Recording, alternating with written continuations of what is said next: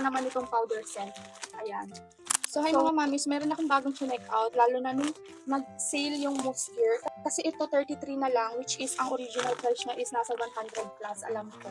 So, ayan, talagang bumili na ako madami. Kasi ang gagawin ko, aside sa gagamitin namin ko, yung parang extra nito, gagawin kong parang pang-gift ni Ada sa ano nila, sa holiday break nila. So, before yung holiday break, syempre may party sila. Ito yung ipapamigay niya sa mga classmates niya, which is para sa akin, mas practical kasi magagamit talaga nila to. So, ayan nga. Ayan.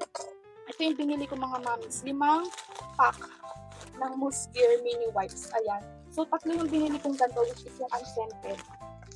Ayan. Tapos, dalawa naman itong powder scent. Ayan. Dadagdagan ko pa to, siguro mga snack-snack ganun. Pero kasi yung wipes, sobrang essential niya. Kahit si Ada gumagamit siya nito. Kasi kapag nag-i-snack sila sa school, gumagamit daw sila ng wipes pang linis. Kasi yun din yung sabi ng teacher nila. So yun nga mga mamis. Ang cute no, sobrang mini lang talaga niya. Perfect sa mga kids natin. So kung gusto niyo nga rin to, ililink ko na nga lang.